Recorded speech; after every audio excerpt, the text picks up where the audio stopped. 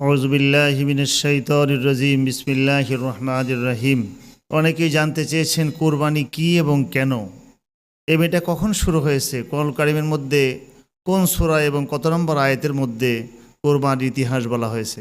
আল্লাহ রাব্বুল আলামিন কোরআন কারীমের ৩৭ নম্বর সূরা সাফফাতের ১০২ নম্বর আয়াতের মধ্যে কোরআন কারীমের মধ্যে সুন্দর করে কোরবানির ইতিহাস বর্ণনা করেছেন।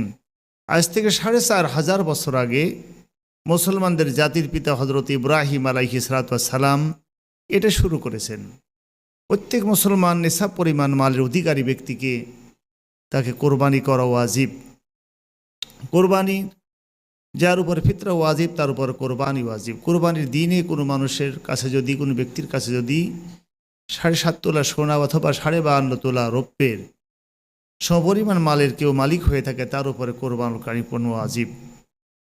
এই জন্য প্রত্যেক ব্যক্তিকে, বিশেষ করে যারা নিসাব পরিমাণ মালের মালিক, তাদেরকে কোরবানি করা অবশ্যই প্রয়োজন। আল্লাহ রাব্বুল আলামিন কোরআন কারীমের সূরা সাফফাতের ১০২ নম্বর আয়াতের মধ্যে বলেছেন, আল্লাহর পয়গম্বর হজরত ইব্রাহিম আলাইহিস সালাম ৮৫ থেকে ৯০ বছর বয়স পর্যন্ত তিনি নিঃসন্তান ছিলেন। আল্লাহ রাব্বুল আলামিনের দরবারে তিনি দোয়া করেছিলেন যে রব্বি হাবলি মিনাস সলিহিন, আল্লাহ আমাকে একটা নেক সন্তান দান করো।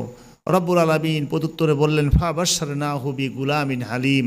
আল্লাহ রাব্বুল আলামিন তাকে একটি হালিম সন্তানের সুসংবাদ প্রদান করেছেন। ঠিক সেই সন্তান যখন উপযুক্ত বয়সে যখন পৌঁছে গিয়েছিলেন, যখন কোন কিতাবে আছে ৭ বছর, কোনো কিতাবে আছে ১২ বছর বয়সে যখন পৌঁছে গিয়েছিলেন, আল্লাহর পয়গম্বর ইব্রাহিম আলাইহিস সালামকে রব্বুল আলামিন একে নির্দেশ দিয়েছিলেন।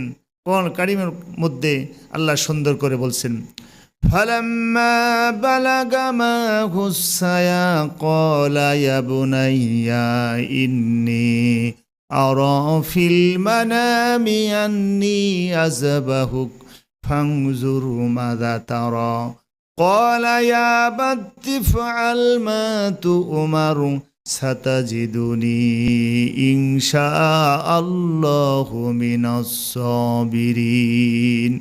রব্বুল আলামিন কোরআন কারীমের ৩৭ নম্বর সূরা সাফফাতের ১০২ নম্বর আয়াতের মধ্যে রব্বুল আলামিন বলেন, ফালাম্মা বালাগা মাহুস সায়া, ওই সন্তান যখন পরিণত উপযুক্ত বয়সে যখন পৌঁছে গেল, ক্বালা ইয়া বুনাইয়া ইন্নী আরা ফিল মানাম, আল্লাহর পয়গম্বর ইব্রাহিম আলাইহিস সালাম সন্তানকে ডেকে বলছে, আমার সন্তান, ইয়া বুনাইয়া ইন্নী আরা ফিল মানাম, আমি স্বপ্ন দেখতেছি, আন্নী আযবাহুক, আমি যেন তোমাকে জবহ করতেছি।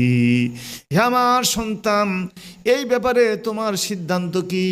আল্লাহর পয়গম্বর ইসমাঈল আলাইহিস সালাম জবাব দিয়েছেন। রব্বুল আলামিন কোরআন কারীমের মধ্যে সে রেকর্ড করেছেন, ফানজুরু মাযা তারা ক্বালা ইয়া আবাতি ইফআল মা তু'মারু সাতাজিদুনি ইনশাআল্লাহু মিনাস সাবিরিন।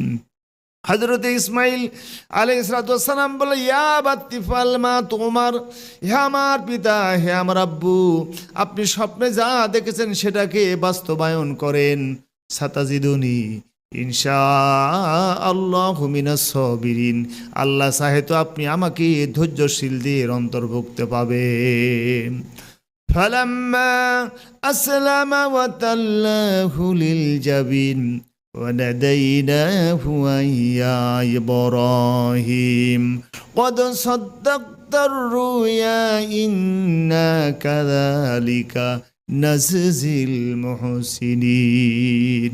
আল্লাহ রাব্বুল আলামিনের সিদ্ধান্তকে বাস্তবায়ন করবার জন্য হযরত ইব্রাহিম আলাইহিস সালাম তার সন্তান ইসমাঈলকে নিয়ে মিনার প্রান্তরে যখন চলে গেলেন, ওয়াতাল্লাহু লিল জাবিন, তখন সেই ব্যক্তি ফালাম্মা আসলামা ওয়াতাল্লাহু লিল জাবিন, পিতা এবং পুত্র উভয়ে যখন অনুগত্য প্রকাশ করলো এবং ইব্রাহিম আলাইহিস সালাম তার সন্তানকে জবহ করবার জন্য যখন মিনার প্রান্তরে শোয়াই দিলেন।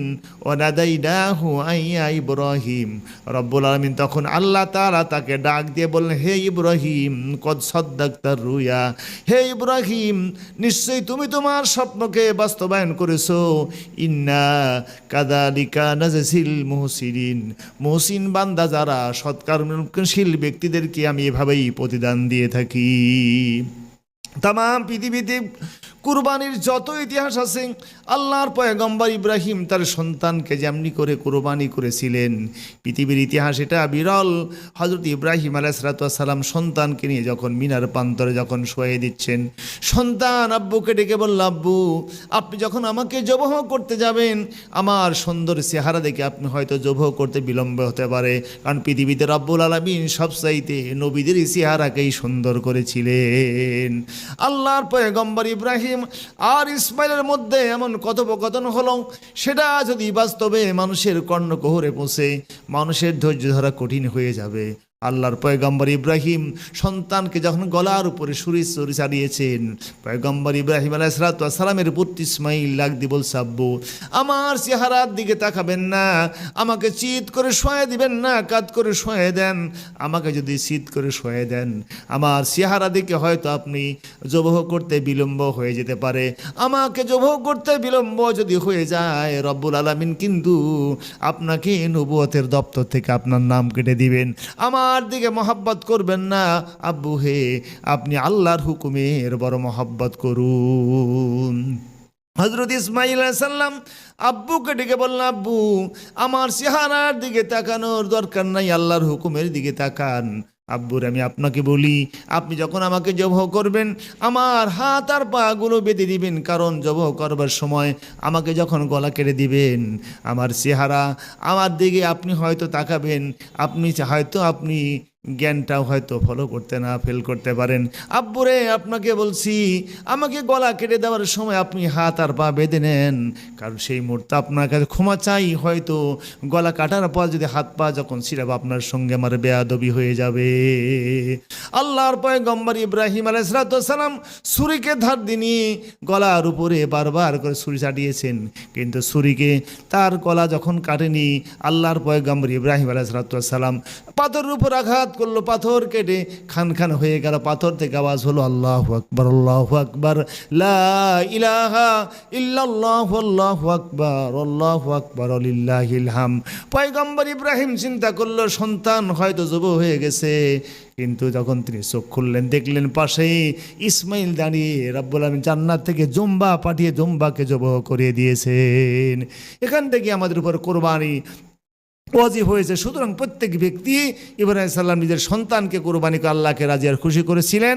এই জন্য প্রত্যেক বছরে 9 জিলহজ থেকে শুরু করে 12 জিলহজ পর্যন্ত এই 3 দিন প্রত্যেক মুসলমান নিসাবধারী ব্যক্তির কোরবানি ওয়াজিব। আল্লাহ রাব্বুল আলামিন আমাদের প্রত্যেককে কোরবানি করার তৌফিক দান করুন। ওয়া মা আলাইনা ইল্লাল বালাগ। আসসালামু আলাইকুম ওয়া রাহমাতুল্লাহি ওয়া বারাকাতুহু।